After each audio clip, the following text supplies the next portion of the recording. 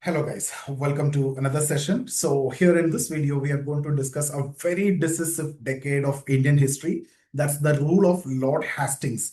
I'm talking about the period of 1813 to 1823, not Warren Hastings. That's between 1773 to 1785. So here it's Hastings. Now 1773 to 1785, we discussed about Regulating Act, Pitt's India Act of 1784 and all.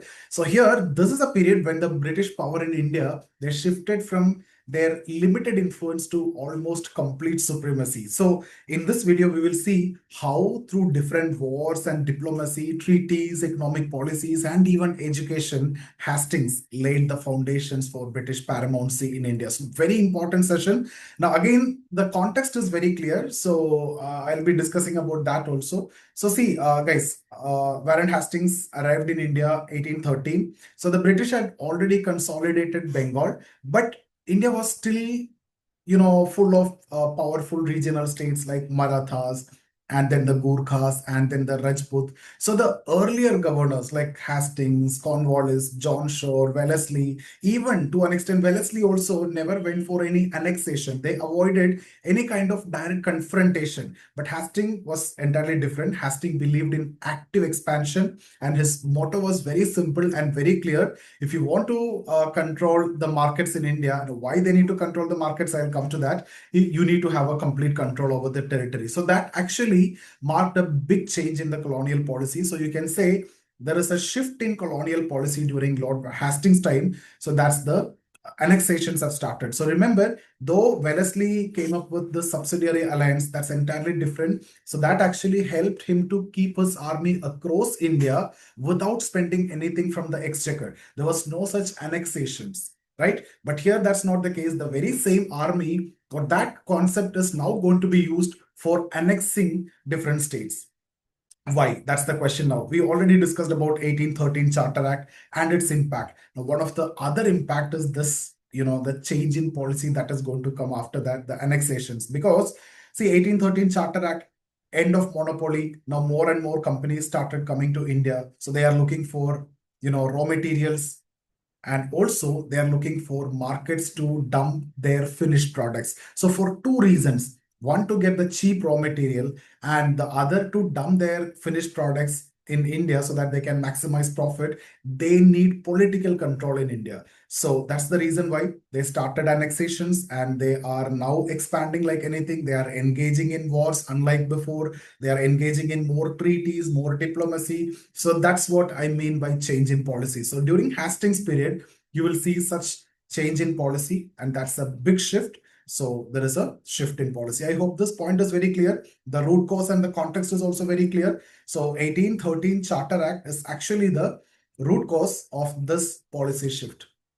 For example, the cotton factories established in England. Right now, you are in need of cotton. From where you'll get, you go and get it from US, so you have to pay massive, or get it at cheaper cost from India, right? They prefer India then. So the regions where cotton is grown. So what my point is, the areas that benefited them the most in terms of raw materials and in terms of market, they started annexing those areas. And that's how Third Anglo-Maratha War is fought.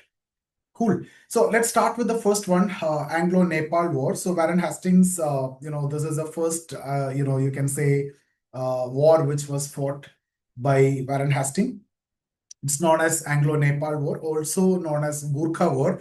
So the Gurkhas were rising power at that time, and they're pushing into Kumaon, Garhwal and Sikkim, that regions. So the British under General Ochterlony, remember that name, they fought a tough campaign.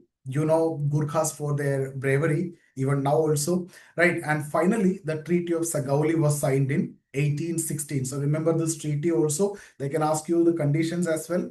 Can go through that. So Nepal lost territories, and the most interesting part again, if you see, the same Gurkhas, they were once the enemies, the strong enemies of British, were now recruited into the British Indian Army. Even now, even today, the Gurkha regiment remained famous for their bravery, right? So again, this war also gave the British control over Shimla, that I'll be discussing later during the period of Dalhousie, and that became the summer capital of English.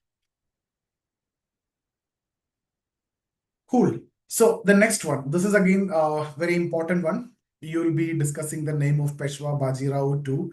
So, okay. So, guys, 1718 during that period. That's the next big point, big turning point, I would say. Third Anglo-Maratha War. I told you already, you are in need of cotton means you need to capture the area where cotton is grown. So it's in that region. So they fought this war and they annexed. The immediate cause, if you see, that was the menace of Pindaris or whatever. So there were a group of raiders supported by some Maratha chief, and Hastings used this as an excuse to launch a full-scale campaign. And by 1818, the great Maratha power completely collapsed. And Peshwa at that time was Bajirao too, and he was captured. And the office of Peshwa was annexed, also abolished. हाँ Kondare. हाँ. So the Marathas, who were once the strongest challengers of British, now no longer a bigger force. So he was deported also, Bajirao too. And with this, actually, you can say the British paramountcy was extended all over, complete central India. So this war finally, cleared the stage for British supremacy over most of India. Across the central India, they were now, able to control. So these areas they have captured. Okay, fine. Next one, this is not a bigger or most important point. You can also remember this. Many students will avoid or fail to notice this, but you can see during Hastings time, the British also took a major step in Southeast Asia, the acquisition of Singapore in 1819. So this is a fact which you might miss, but they can ask in one of the statement and then you get trapped also. So there's a tiny island, you know that, and it's basically chosen for its strategic location. That's between India and China. So could be a kind of buffer state. So it later became a jewel in the British trading empire. So the history is like that only. So Hastings was not just expanding within India, he's also strengthening the Britain's, global trade network also. So that's the reason why Hastings is very important when it comes to their expansionist, aspects. Also, we'll look at some, the administrative and legal development during this period. So, administrative side, Hastings tried to modernize governance. They can ask you separate question on that, and he simplified the judicial process also to make courts more efficient. And he also removed press censorship. And this is a topic which come again and again. Censorship will be there, removed, and then will be coming again during Lytton's time. Like that, it's there. Even post independence also, it's there. So that means giving newspapers some more freedom, at least for some years. After that, again, it will come. But again, interestingly, he even repaired the old Mughal canal system in Delhi to improve the irrigation. So, like, there are some good things which has been done during this period. These are some facts which I just noted down. So these small steps, this looks minor, but they show how Hastings wanted to present himself not just as a conqueror but also a kind of reformer. So he have done some good changes. Press freedom is something which is very significant, so we have given that. Again, if you look at the economic and educational policies, uh, Charter Act, of course, it is just before his arrival, but implemented during his tenure. So that is one of the most important event of the decade is 1813 Charter Act.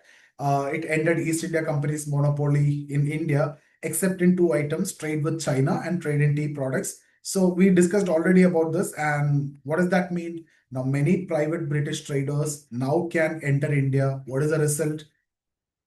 The flood of cheap British manufactured goods. How does that impact that destroyed the India's artisans or the existing industries, artisan industries, and that led to the process of deindustrialization in India. So we discussed already that. And another clause was the company was asked to spend rupees 1 lakh every year for the purpose of education. So that looks very small today. But again, it was a first official step, like support of education in India, right? The areas that they control, they have to spend rupees 1 lakh for the purpose of betterment of education in India. And that's the first step. And then after that, you'll see Macular Minute and then the Woods Dispatch and then the Hundar Commission and so on and so forth. You'll see so much of jewels or the milestones and the developments. So it also opened for, you can say, the doors for missionaries. So we discussed all these points already. So this act, if you see, had a long-lasting social and economic impact. And the policy also shifted because of that act only. Okay, so again, if you see this Pindari suppression, that already we covered during the Anglo-Maratha War. Interventionist policy, the Pindari suppression. So see, guys, Hastings was very clear that the British could not survive by staying like passive, right? So what he did, he abandoned the earlier policy of non-intervention, and his campaign against the Pindaris in 1817-18, that period is a classic example, good example for that. He started intervention. So that is what you mean by the interventionist policy. The Pindaris they were the roaming raiders, and they were burning villages and looting towns in central India. And it was alleged that some Maratha chiefs were supporting them. So Hastings coordinated a massive military campaign and crushed them.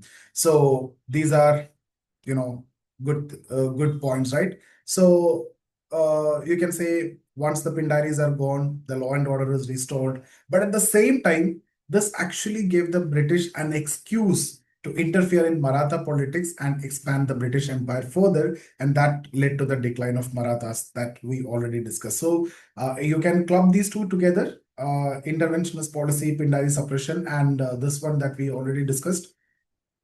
Cool. The Anglo-Maratha War. Okay.